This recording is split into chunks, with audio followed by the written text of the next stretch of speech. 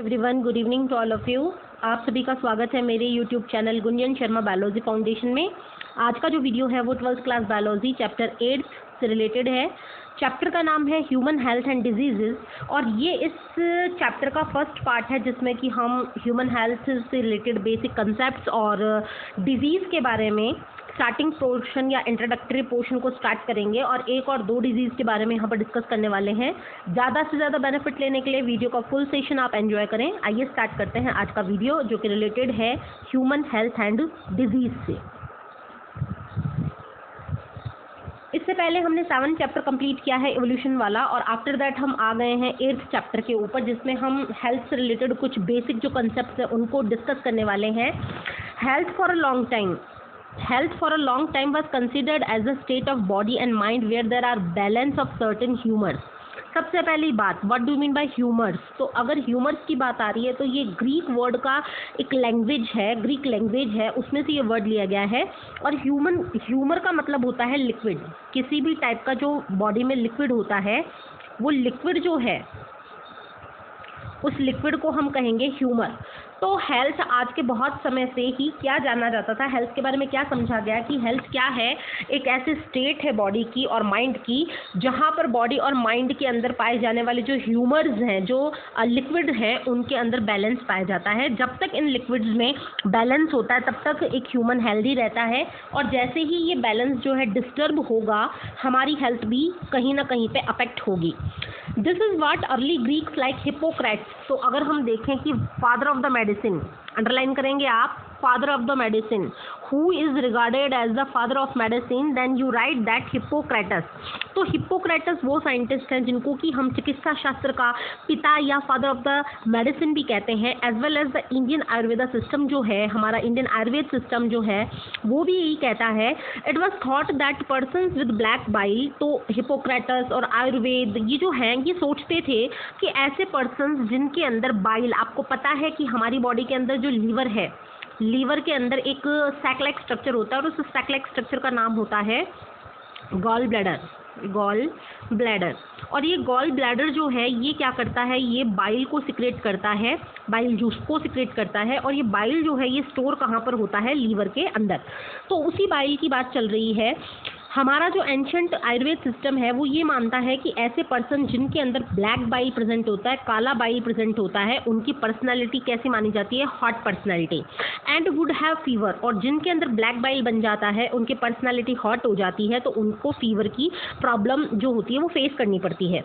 This idea was arrive at by pure reflective thought the discovery of blood circulation by William Harvey. इस idea को और थोड़ा सा improve किया गया, किसके द्वारा, विलियम हार्वे के द्वारा। Second most important question, who discovered blood circulation in human body? सबसे पहले ब्लड सर्कुलेशन को डिटेल स्टडी किसने की थी, विलियम हार्वे ने। तो आप याद रखिए ब्लड सर्कुलेशन को देने वाले कौन थे, William Harvey.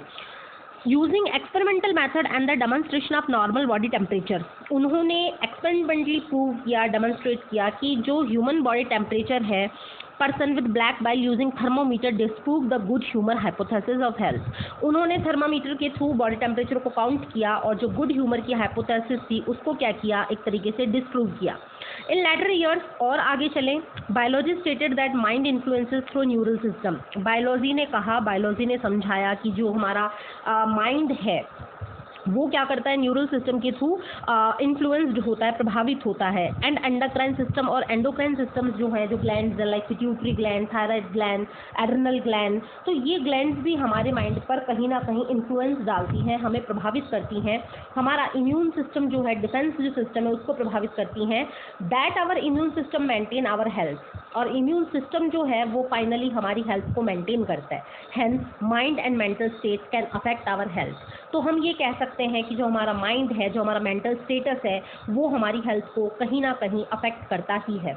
Of course health is affected by. तो अब हम बेसिकली उन टॉपिक्स पे आ रहे हैं जहाँ पर हम ये देखते हैं कि हमारी जो हेल्थ है बेसिकली कौन कौन से जो पॉइंट्स हैं उनके थ्रू अफेक्टेड होती है। तो हम वन बाय वन इनको डिस्कस करने वाले हैं। जो फर्स्ट मेन पॉइंट है वो है genetic disorder. Deficiencies with which a child is born, कोई भी ऐसी डेफिशिएंसी, इट मीन कोई भी कमी, स्कार्सिटी, ऐसी कोई भी शरीर की कमी या स्कार्सिटी जिसके साथ में बच्चा जन्म लेता है, बॉर्न होता है। Deficiency defect which child inherited from parent, या ऐसी कोई डेफिशिएंसी और डिफेक्ट जो कि बच्चे को इनहेरिट होती है, प्राप्त होती है, कहाँ से, पेरेंट से, कब के समय, बर्थ के समय, वही डिसऑर्डर्स क्या कहलाते हैं, genetic disorders. What do men by inheritance? Inheritance is the transfer of characters from parent to their children. तो अगर कोई पेरेंट अपने बच्चों को, चिल्ड्रंस को, यंग वंस को at the time of the birth किसी भी प्रकार की डेफिशिएंसी या डिफेक्ट देता है तो वो डिसऑर्डर कहलाते हैं genetic disorder.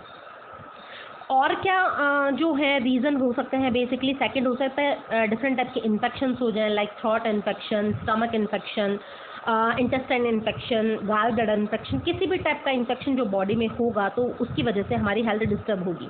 After that most important factor which affect our health in now days, this is the life style.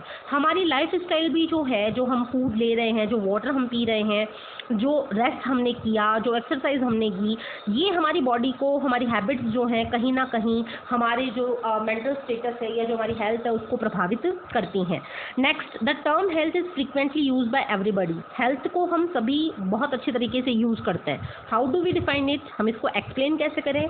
Health does not simply mean absence of disease. अगर हम ये कहें कि हेल्थ का मतलब सिर्फ इतना सा है कि हमारे शरीर में किसी प्रकार की कोई बीमारी नहीं है, और हर छोटे अक्षरों में हम इसको ये कह सकते हैं physical fitness.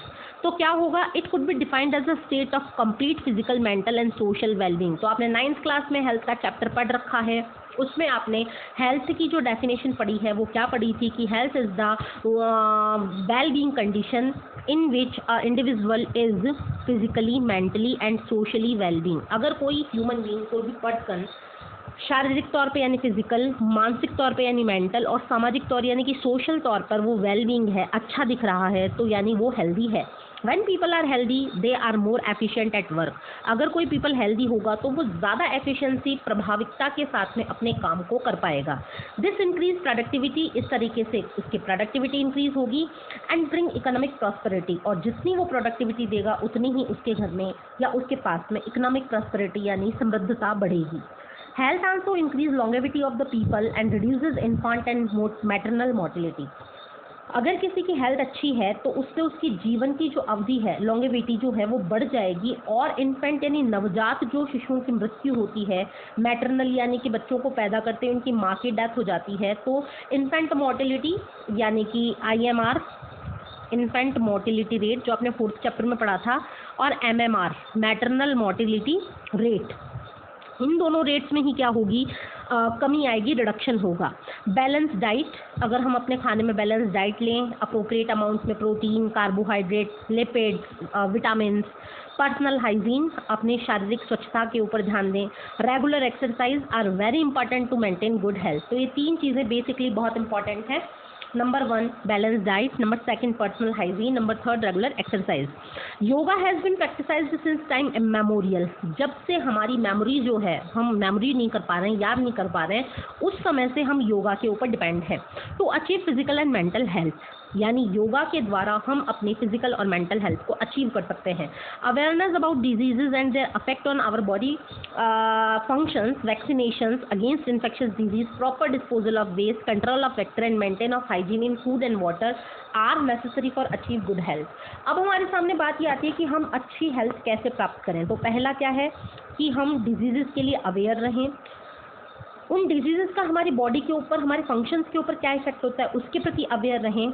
Time to time हमारी बॉडी में वैक्सीनेशन हो, जैसे कि अभी कोरोना जो केसेस आ रहे हैं उसके लिए हमने वैक्सीनेशन करवाया है, जिसमें डिफरेंट टाइप्स की वैक्सीन्स जो हैं वो हमारी बॉडी में इंजेक्ट की जा रही हैं। तो वैक्सीनेशन है, इम्यूनाइजेशन है, और जो वेस्ट है उसका प्रॉपर डिस्पोजल हो, या फिर जो वेक्टर बॉर्न डिजीज़ हैं जैसे कि मलेरिया है, चिकनगुनिया है, डेंगू फीवर है, तो इनके लिए वेक्टर्स को हम अपनी सराउंडिंग से एलिमिनेट करें, हाइजीन रखें, मेंटेन करें, खाने और पीने के जो रिसोर्सेज हैं उनको स्वच्छ रखें।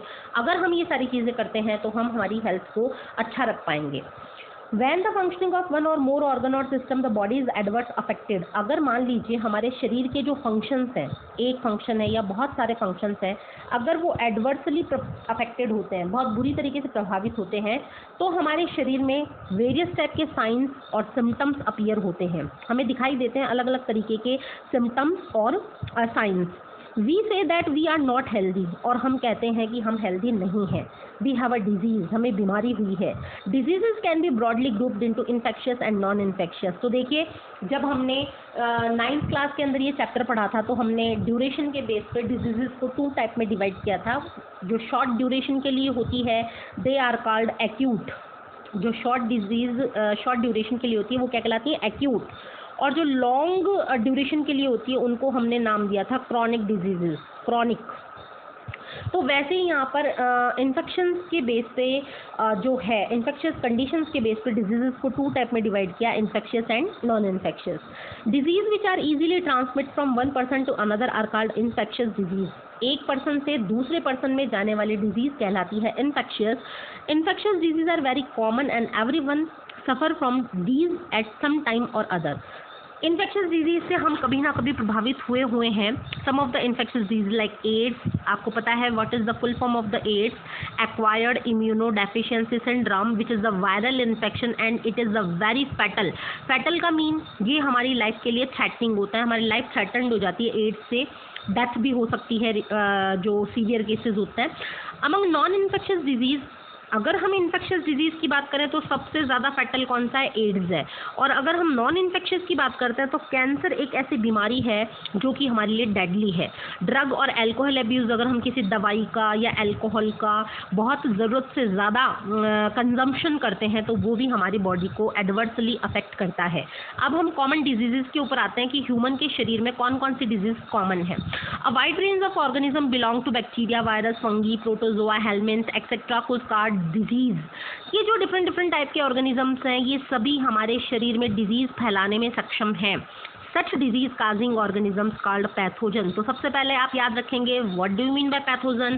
Pathogens are the disease causing organisms, for example bacteria, viruses, fungi, protozoans, helminths etcetera.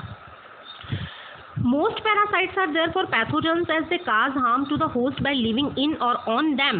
तो पैरासाइट्स जो होते हैं, आपको पता है एक रिलेशनशिप है parasitism, PARASITISM, parasitism. What is this type of relation? This is type of relation made between the host and parasite. जो पैरासाइट होता है वो होस्ट की बॉडी के अंदर या उसके ऊपर ही रहने लग जाता है, और पैरासाइट जो है होस्ट को नेगेटिव इफेक्ट पहुंचाता है, उसको डिफरेंट टाइप की डिजीजेस भी वो दे सकता है। The pathogen can enter our body by various means. अलग अलग तरीके से ये हमारे शरीर में एंटर होते हैं, जैसे कि through the water, through the food, sexual contacts and another so many various means. जैसे ही हमारी बॉडी में एंटर होते हैं वैसे ये मल्टीप्लिकेशन करते हैं, बहुत तेज़ी से रिप्रोडक्शन करते हैं और इंटरफियर करते हैं, बाधा डालते हैं हमारी नॉर्मल जो इंपॉर्टेंट एक्टिविटीज़ हैं उनमें। इसकी वजह से क्या होता है, मॉर्फोलॉजिकल और फंक्शनल डैमेजेस आते हैं। मॉर्फोलॉजिकल का मतलब जो डैमेज हमें बाहर से दिख जाता है, और फंक्शनल यानी जो हमारी बॉडी के सिस्टम से उनको अफेक्ट होता है। Pathogen have to adapt to life within the environment. Pathogen क्या करते हैं, हमारी बॉडी की जो एनवायरमेंट है वहाँ पर जाकर ये अडाप्ट हो जाते हैं, वहाँ रहने के लिए ये अडाप्ट हो जाते हैं। फॉर एग्जांपल, जैसे कि क्या क्या बदलाव आते हैं। पैथोजन जो हमारे शरीर में एंटर होता है कहाँ से, गट से। What do you mean by gut? This is the another name of the alimentary canal. तो जो पैथोजन हमारी एलिमेंट्री कैनाल में एंटर होता है उसको पता है, वो जानता है, उस तरीके को जानता है कि कैसे स्टोमक में लो पीएच, कितनी पीएच, लगभग पीएच HCl के कारण यहाँ पर होती है 1.5 के अप्रॉक्स। तो जो पैथोजन हमारी एलिमेंट्री कैनाल के थ्रू हमारे स्टोमक में आ रहा है उसको पहले से ही पता है कि मैं कैसे इतनी लो पीएच 1.5 के आसपास पर सर्वाइव कर पाऊंगा। Resisting the various digestive enzymes, और कैसे जो वहाँ पे डाइजेस्टिव एंजाइम्स हैं जैसे पेप्सिन है, अनदर टाइप के ऑफ एंजाइम्स हैं, उनके हार्मफुल इफेक्ट से कैसे बच पाऊंगा ये उनको पहले से ही पता होता है। A few representative members from different groups of pathogenic organism are discussed here along with the disease caused by them। यहाँ हम डिजीज़, उनके पैथोजेंस और उनके रीजंस और प्रिवेंटिव मीजर्स, कंट्रोल मीजर्स, उनको बारे में जनरल डिस्क्राइब करेंगे। तो वन बाय वन हम स्टार्ट करते हैं। सबसे पहले जो हमारी डिजीज़ है वो है typhoid fever. Salmonella typhi, this is the pathogen of the typhoid fever. तो आपको याद रखना है कि टाइफाइड जो फीवर होती है कौन से बैक्टीरिया की वजह से होती है, तो उस बैक्टीरिया का नेम है salmonella typhi. This pathogen generally enter the small intestine through food and water contamination. तो आपको याद रखना है हमारी बॉडी में एंटर कैसे होगा, जो फूड और वाटर हम ले रहे हैं अगर वो कंटामिनेटेड है, प्रदूषित है, तो ये हमारे स्मॉल इंटेस्टाइन में एंटर हो जाएगा। And migrate to other organ through blood, और ब्लड की सहायता से अदर ऑर्गन्स में माइग्रेट करेगा। फीवर के जो सिम्टम्स की बात करें तो सिम्टम्स क्या क्या होंगे। फर्स्ट सिम्टम होगा सस्टेन हाई फीवर। हमारी बॉडी का फीवर जो है वो लगातार एक जैसा हाई बना रहेगा। टेम्परेचर जो है 39 डिग्री सेल्सियस से लेके 40 डिग्री सेल्सियस के बीच में रहेगा। वीकनेस आएगी, स्टमक पेन, पेट दर्द रहेगा, कॉन्स्टिपेशन हो सकता है, कब्ज की समस्या रह सकती है, हेडेक और लॉस ऑफ एपेटाइट यानी कि भूख जो है वो गायब हो जाएगी। तो ये सब फीवर के सिम्टम्स हैं टाइफाइड फीवर के। ज़्यादा जो हाई प्रोफाइल जो केसेस होते हैं, जो सीवियरिटी होती है इस डिजीज़ की, उसमें क्या होता है, जो इंटेस्टाइन है वहाँ पर पोर्स बन जाते हैं, लाइसिस हो जाता है इंटेस्टाइन का, तो इसको हम कहते हैं इंटेस्टिनल परफोरेशन, छेद बन जाते हैं वहाँ पे। और फाइनली जो है सीवियर केसेस में डेथ भी हो सकती है। टाइफाइड फीवर को कंफर्म करने के लिए जो टेस्ट किया जाता है उस टेस्ट का नाम है विडाल टेस्ट। तो आपको याद रखना है which type of test conducted in the confirmation of the typhoid fever, that is the Widal test. Classical case in medicine that of Mary Mallon. सबसे पहले जो केस हमने डिटेक्ट किया वो किया था मैरी मेलन के अंदर, और उनका जो निकनेम था वो निकनेम था टाइफाइड मैरी। ये यहाँ पर इसको मेंशन करना ज़रूरी है, she was cook by profession के तौर पे ये कुक थी और ये टाइफाइड की कैरियर रहीं। उन्होंने जो खाना बनाया उस खाने के द्वारा उन्होंने लगातार क्या किया, टाइफाइड फीवर को स्प्रेड किया among the generation to generation. Next जो डिजीज़ है वो डिजीज़ है न्यूमोनिया। और न्यूमोनिया फीवर जो है, न्यूमोनिया जो डिजीज़ है वो होती किसके द्वारा है, बैक्टीरियल डिजीज़ है। कौन कौन से बैक्टीरिया इसके लिए रेस्पॉन्सिबल होते हैं। फर्स्ट बैक्टीरिया होता है Streptococcus pneumoniae and second Haemophilus influenzae. तो ये दो नाम आपको याद करने हैं यहाँ पे कि न्यूमोनिया के लिए पॉजिटिव एजेंट कौन कौन से होते हैं। फर्स्ट होता है स्ट्रेप्टोकोकस न्यूमोनी एंड सेकेंड होता है Haemophilus influenzae. Which impacts the alveoli. तो हमारे जो, जैसे कि आपको पता है, this is the trachea and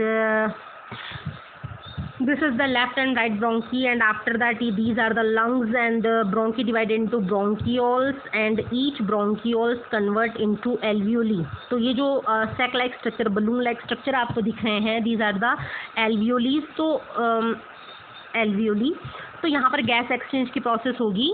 तो ये जो मतलब पूरी की पूरी न्यूमोनिया से रिलेटेड जो प्रॉब्लम है ये एल्वियोलीज में होगी, एयर फिल्ड सैक्स में होगी, वो अफेक्ट हो जाएंगी। As a result of infection alveoli get filled with fluid, यहाँ पर फ्लूड भर जाएगा जिससे कि रेस्पिरेशन में बहुत ज़्यादा प्रॉब्लम आने वाली है।